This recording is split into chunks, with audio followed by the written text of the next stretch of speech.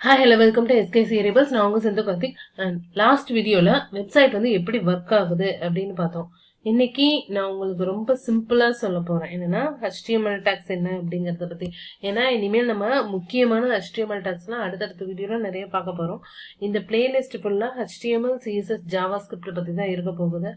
இந்த பிளேலிஸ்ட்டை நீங்க கவனமா ஒன் பை ஒன்னா பார்த்துட்டு வந்தீங்க அப்படின்னா இந்த பிளேலிஸ்ட்டை முடிக்கும் போது கண்டிப்பா உங்களுக்கு வெப்சைட் ஸ்ட்ரக்சர் எப்படி இருக்குது அப்படிங்கறது புரியும். உங்களால கண்டிப்பா ஒரு வெப்சைட்டை எடிட் பண்ண முடியும். எல்லாமே உங்களால பண்ண முடியும். அதனால இந்த பிளேலிஸ்ட் ரொம்ப இம்பார்ட்டன்ட். இது ஒன் பை ஒன் வீடியோவா பார்க்கும்போது உங்களுக்கு ஒன்று ஈஸியா புரியும். ஸோ நான் ஆல்ரெடி சொல்லிட்டேன், இருந்தாலும் ஒரு ரீகேப் பண்ணிக்கிறேன். ஸோ HTML அப்படிங்கிறது என்ன அப்படின்னா ஹைப்பர் டெக்ஸ்ட் மார்க்அப் லாங்குவேஜ். ஓகேவா? ஹைப்பர் டெக்ஸ்ட் மார்க்அப் லாங்குவேஜ் அப்படிங்கிறது தான் இதனுடைய மீனிங், இதனுடைய full form hyper text markup language அப்படிங்கிறது. ஸோ ஹைப்பர் டெக்ஸ்ட் அப்படிங்கிறது வந்து என்னன்னா வெப்சைட்ல இருக்கக்கூடிய டெக்ஸ்ட், அதாவது வெப்சைட்ல வெப் பேஜஸ்ல இருக்கக்கூடிய டெக்ஸ்ட் தான் வந்து நம்ம என்ன சொல்லுவோம் அப்படின்னா ஹைப்பர் டெக்ஸ்ட் அப்படிங்கறத நம்ம சொல்லுவோம். அதே மாதிரி மார்க்அப் லாங்குவேஜ் அப்படிங்கறது அந்த வெப்சைட்ல இருக்கிற வெப்பேஜ் இருக்கிற டெக்ஸ்ட் எங்கெங்க எப்படி எப்படி வரணும் அப்படிங்கறத சொல்ற லாங்குவேஜ் இதுதான். அப்படிங்கறதுனால இந்த ஹைப்பர் டெக்ஸ்ட் மார்க்அப் லாங்குவேஜ் அப்படிங்கிறது இருக்கு. ஓகேவா? ஸோ இப்போ உங்களுக்கு இதுக்கு மீனிங் புரியும் நினைக்கிறேன். அடுத்து CSS அப்படின்னு என்னன்னா கேஸ்கேடிங் ஸ்டைல் சீட்ஸ் அப்படின்னு சொல்லுவோம். Cascading style sheets. So HTML அப்படிங்கிறது வந்து என்னன்னா ஃபார் கண்டென்ட், அதாவது இந்த வெப்பேஜில் என்னென்ன கண்டென்ட் வரணும், எப்படி எப்படி வரணும்னு சொல்றது. CSS வந்து என்னன்னா அதுக்கு ஸ்டைலிங் கொடுக்கறது.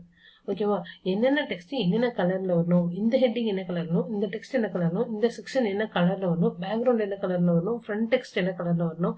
ஸோ இந்த மாதிரி கலரிங், அதுக்கப்புறம் வந்து அதோட ஸ்டைலிங், லே அவுட், இதெல்லாம் வந்து என்னன்னா CSSல நம்மளால பண்ணிக்க முடியும். இது கஸ்கரிங் ஸ்டைல் சீட்ஸ் அப்படின்னு சொல்லுவாங்க. நெக்ஸ்ட் வந்து பாத்தீங்கன்னா JS அப்படிங்கிறது வந்து என்னன்னா JavaScript அப்படின்னு. இப்போ நம்ம ஒரு பட்டன் கிளிக் பண்ணோம் அப்படின்னா ஒரு அலர்ட் வருது இல்லையா, ஓகே இல்லை டெலீட் அந்த மாதிரி. ஸோ அந்த கிளிக் பண்ணா ஏதோ ஒரு ஈவெண்ட் நடக்குது இல்லை, ஸோ அதுக்கு காரணம் வந்து JavaScript அப்படிங்கிற லாங்குவேஜ் தான். இந்த மூணு பத்தி தான் நம்ம அடுத்து வர வீடியோஸ்ல கண்டினியூஸா நம்ம பார்க்க போறோம். அதனால ஒரு வீடியோ கூட ஸ்கிப் பண்ணாம கரெக்டா பார்த்துட்டே வாங்க. உங்களுக்கு ஏதாச்சும் டவுட் அப்படின்னா கமெண்ட்ல கேளுங்க, நான் உங்களுக்கு ஆன்சர் பண்றேன். ஓகேவா? ஸோ இப்போ நம்ம HTML மீனிங்கை பார்த்தாச்சு. அடுத்தது இந்த HTML நான் ஆல்ரெடி என்ன சொன்னேன், வெப்சைட்டுடைய ஸ்ட்ரக்சர். ஓகேவா? ஸ்ட்ரக்சரை வந்து எப்படி இருக்கும் அப்படின்னு சொல்றதுதான் வந்து HTML. ஸோ இன்னும் உங்களுக்கு தெளிவு சொல்லணும் அப்படின்னா, இப்போ ஒரு வீடு கட்டுறோம்னு வச்சுக்கோங்களேன். இப்போ வீடு கட்டுறோம் அப்படின்னா அது கண்டிப்பா என்ன பண்ணுவோம், அஸ்திவாரம் போடுவோம். ஓகேவா? ஸோ அந்த ஃபவுண்டேஷன் தான் வந்து HTML மாதிரி. அஸ்திவாரம் கூட வீடு கட்டிட்டோம்னு வச்சுக்கோங்களேன். அடுத்து வந்துட்டு பெயிண்ட் பண்ணுவோம்ல, ஸோ அந்த பெயிண்ட் தான் வந்து பார்த்தீங்கன்னா CSS. ஸோ பெயிண்ட் பண்ணாம வீடு வந்து பார்க்க அழகா இருக்காது இல்லையா? ஸோ பெயிண்ட் பண்ணதுக்கு அப்புறம் வீடே வந்து வேற லெவலாக அழகா நம்மளுக்கு வந்து தெரியும். ஸோ அதுதான் வந்து என்னன்னா பெயிண்ட் மாதிரி, அதாவது CSS அப்படின்னு சொல்லுவோம். அடுத்தது வந்து JavaScript. ஸோ எல்லாம் பண்ணியாச்சு வீட்டுக்கு. பட் வீட்டுக்கு கரண்ட் கனெக்ஷன்லாம் கொடுத்துட்டு இப்போ ஒரு ஸ்விட்ச் போட்டால் ஃபேன் ஓடுது, லைட் எரியுது, இதெல்லாம் பண்றோம் இல்லையா? ஸோ அதெல்லாம் வந்து என்ன அப்படின்னா JavaScript அப்படின்னு சொல்லுவோம். ஓகேவா? ஸோ இதுதான் வந்து வெப் பேஜஸ்லயும் இதே மாதிரி தான். புரிஞ்சிச்சா?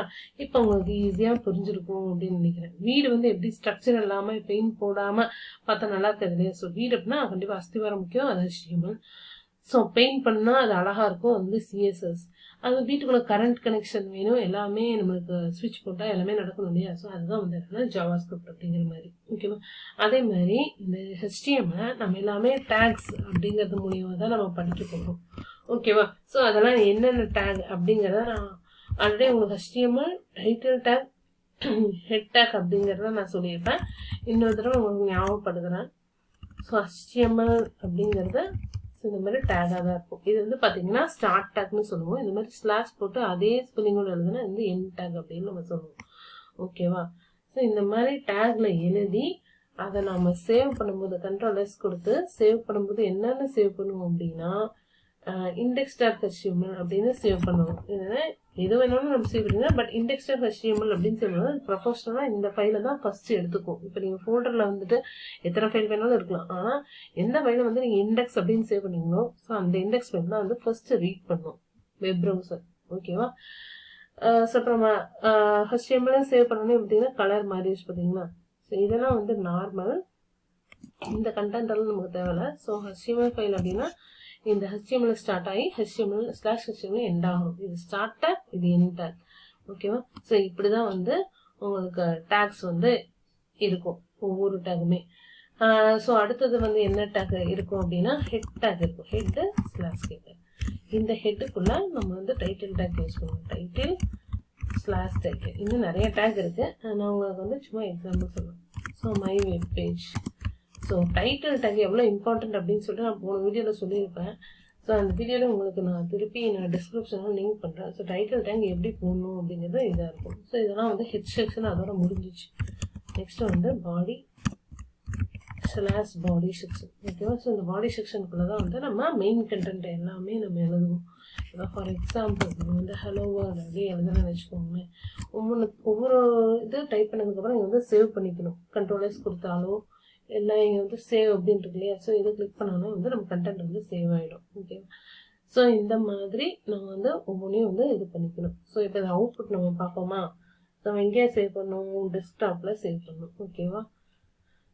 டெஸ்க்டாப்பில் index.html இது டபுள் கிளிக் பண்ணாலே உங்களுக்கு வந்து அவுட்புட் வந்துடும். என்ன வந்துருக்கு?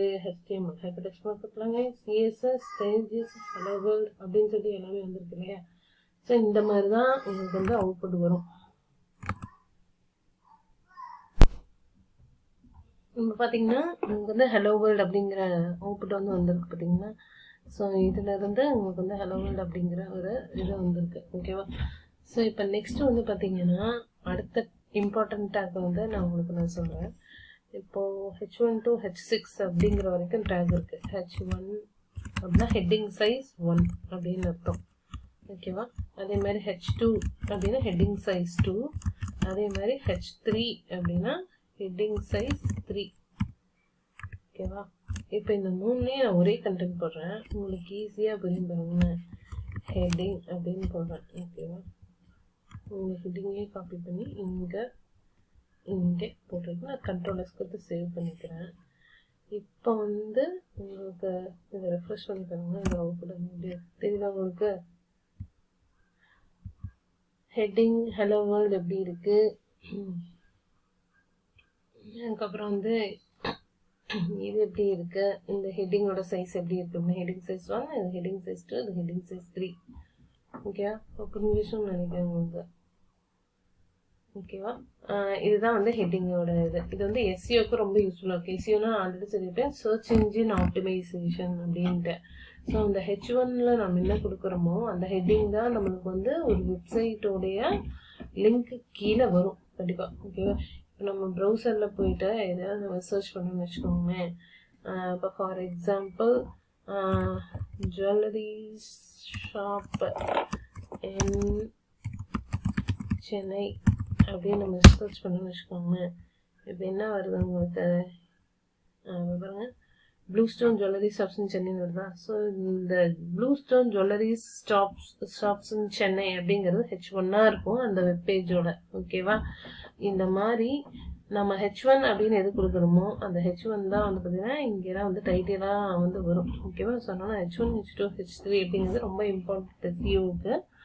நான் உங்களுக்கு பின்னாடி வர வீடியோவில் இன்னும் நான் தெளிவாக சொல்கிறேன் எஸ்இஓ கான்செப்ட் வரும்போது. இப்போதைக்கு இந்த H1, H2, H3 டேக்ஸ் எதுக்கு இருக்கு? ஸோ சைஸ் மட்டும் கிடையாது, இது எஸ்இஓக்காகவும் தான். ஓகேவா? எஸ்இஓ வந்து ரொம்ப இம்பார்ட்டன்ட் அப்படின்னு சொல்லி. நெக்ஸ்ட் வந்து பார்த்தீங்கன்னா பேராகிராஃப் டேக். இப்போ நான் வந்து ஒரு பேராகிராஃபாக நான் ஏதோ ஒன்று எழுதணும் அப்படின்னா இதை வந்து பி டேக்ல கொடுத்தா போதும். இது வந்து ஒரு பேராகிராஃபாக கன்சிடர் பண்ணிக்கும். ஓகேவா? ஸோ இப்போ இதே நான் வந்து காப்பி பண்ணி பெரிய பேராகிராஃபாக நான் ரெடி பண்ணுறேன்னு வச்சுக்கோங்க.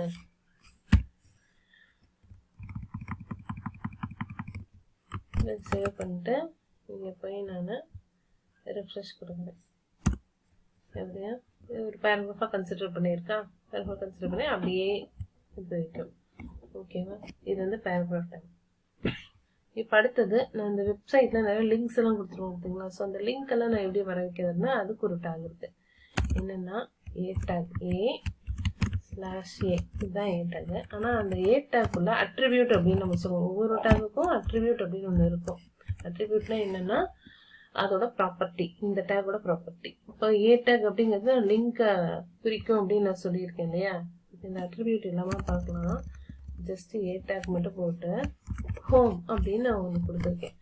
ஓகே, கொடுத்துட்டு இப்போ நான் இங்கே ரெஃப்ரெஷ் பண்ணி பார்க்குறேன். இந்த ஹோம் பார்த்தீங்கன்னா இப்படி இருக்கு, நார்மல் கண்டென்ட்டாக தான் இருக்கு. இப்போ இது லிங்காக மாறணும் அப்படின்னா நான் என்ன பண்ணணும் அப்படின்னா href அப்படிங்கிறதுக்குள்ள போயிட்டு நான் என்ன கொடுக்குறேன்னா ஏதோ ஒரு இதை கொடுக்குறேன், லிங்க் அப்படின்னு ஏதோ ஒன்று கொடுக்குறேன். ஓகேவா? நீங்கள் வந்து என்னென்னா ஏதோ ஒரு ரிவார்டு கொடுத்துக்கலாம். இந்த நான் சும்மா இப்போதைக்கு லிங்க் கொடுக்குறேன். இப்போ என்ன ஆயிடுச்சு, நீங்கள் போய் ரெஃப்ரெஷ் பண்ணி பார்க்கலாம். இப்போ என்ன ஆயிடுச்சு, இது லிங்க் ஆயிடுச்சா? இப்போ கிளிக் பண்ணால் எங்கே போகுது, ஹலோ வேர்ல்ட். ஸோ நீங்கள் ஏதாவது யூஆர்எல் கொடுத்தீங்கன்னா கண்டிப்பாக அந்த யூஆர்எலுக்கு போயிடும். இப்போ இது லிங்காக மாறிடுச்சு இல்லையா? ஸோ இதுதான் வந்து டேக். ஓகேவா? ஸோ இந்த மாதிரி ஒவ்வொன்றுத்துக்கும் ஒவ்வொரு டேக் இருக்குது. இப்போ யோசிச்சு பாருங்கள், இந்த டேக்ஸ் எல்லாம் தெரிஞ்சுக்கிட்டா நீங்கள் என்ன பண்ணலாம் அப்படின்னா வெப்சைட்டை தாராளமாக எடிட் பண்ணலாம். வேர்ட் ப்ரெஸ்னா என்னன்னு புரியும், எப்படி கண்டென்ட் வந்து புரியும், எஸ்இஓ பேசிக்ஸ் எல்லாம் வந்து உங்களுக்கு தெரிஞ்சுக்குவீங்க. ஸோ நாமளும் ஒரு ஃப்ரீலான்சர் ஆகி நாமளும் ஒரு வெப்சைட் பண்ணி கொடுப்போம், வெப்சைட் எடிட் பண்ணி கொடுப்போம் அப்படிங்கிற அளவுக்கு உங்களுக்கு கான்ஃபிடன்ஸ் லெவல் ஜாஸ்தியாகும். ஓகேவா? ஸோ வெப்சைட்டை பற்றி தெரிஞ்சுக்கணும்னா பெரிய டெவலப்பர் ஆகும் அப்படின்லாம் கிடையாது. ஜஸ்ட் இந்த ஸ்ட்ரக்சர்லாம் புரிஞ்சுட்டு HTMLனா என்ன, CSSனா என்ன, JSனா என்ன, இதெல்லாம் எப்படி ஒர்க் ஆகுது அப்படின்னு பேசிக்கே தெரிஞ்சுட்டாலே உங்களுக்கு ஈஸியாக இதெல்லாம் தெரிஞ்சுக்கலாம். ஓகேவா? இன்னைக்கு உங்களுக்கு ஒரு ஆக்ஷன் ஸ்டெப் சொல்கிறேன். என்ன தெரியுமா? ஒரு நோட்பேட் ++ எடுத்துக்கோங்க. அதில் பேசிக்கான ஒரு HTML டேக் போட்டுக்கோங்க. போட்டு இண்டஸ்ட்ரியல் HTML சேவ் பண்ணுங்க. அதை டபுள் கிளிக் பண்ணி ஓப்பன் பண்ணுங்க. உங்கள் அவுட்புட் எப்படி வந்திருக்கு அப்படின்னு சொல்லிட்டு ஒரு ஸ்க்ரீன்ஷாட் எடுத்து எனக்கு கமெண்ட்ல அனுப்புங்க.